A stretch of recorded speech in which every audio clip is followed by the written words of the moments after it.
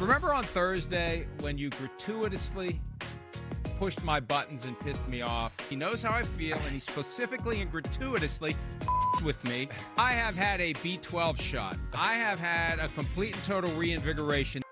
63 minutes later. Whatever I've said the last 11 years after every one of these games, just copy and paste. That's fine. Have your fun. Copy, paste, snarky comment. Yeah, that's all we bring to the table. That's all I do. That's all I've done. I thought you were in a good mood. I thought you were re-energized. Well, I thought clicks were good. I've started to notice a pattern too. I think that Thursday is the day that we're going to be fighting now. Thursday. We do. Put up your dukes, kid. It's Thursday. Put up your dukes Thursday. Let's do it. We do no contrived debates. I hate that. Hey, you take one side, he'll take the other side. Let's go out. Let's make this exciting. If you ever happen to stumble across a shouting match on this show, please be advised it is real. It is not staged. It is happening in real time with often no idea of how it's going to end. Right. And I always need to remind myself when I'm closing in on a visit to Connecticut, I'd better find a way to put the toothpaste back in the toothpaste holder before I get there, because Chris will destroy me if he chooses to do so, because he is a giant and I am not. All right. Today is the deadline for exercising the fifth-year option on players who were taken in round one of the 2022 draft. Hey, so far so good.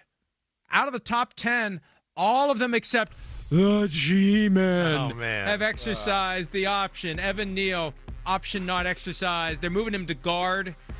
And this dovetails with the Tyler Linderbaum decision by the Ravens. They stumbled over a two-time Pro Bowl center at the bottom of round one in 2022.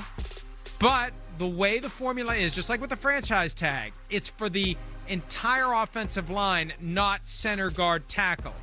So it ends up being a ridiculously high fifth-year option, like $24 million for Tyler Linderbaum, which would blow the center market out of the water. Right. So look at that. The highest paid tackles versus the highest paid centers.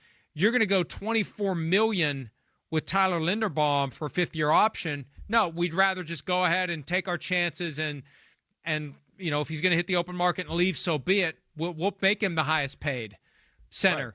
Right. We'll do it. We're just not putting $24 million on him. Yeah, exactly. Right. It doesn't mean this is like over. This could be one of those things. They just go, maybe they want to see a little more football, and then they'll offer him a deal, halfway through the year this next year or at the end of the season. I mean, it could be any of those options. I will say this with Tyler Linderbaum, right? The public views him as a little bit better of a player than I think football does. He does have some issues. I know he was a first-round pick, and he's short arms. He's a smaller guy. He's by far the smallest guy there. And if you really look in some of the games where you watch games where they had a good D tackles or good nose tackles or whatever, he was not phenomenal in those. So I don't know where this stands with him. I could see them maybe going, we don't want to do what you're saying, Florio. You're exactly right. So we'll negotiate a contract. Or it could just be, he's just not big enough and powerful enough for us in Baltimore. And we don't feel like he can block the Jalen Carters and the Cam Haywards of the world all that well. And we're going to move on. I'll be interested to see where this one goes here. The short arms thing, I wanted to make sure I wasn't defaming Tyler Linderbaum, but the short arms thing was an issue back before the draft. Yeah, one of the definitely. He fell down there. T-Rex. Hi, it's Mike Florio. Thanks for watching PFT on YouTube. Hit subscribe for the latest news and analysis from Pro Football Talk.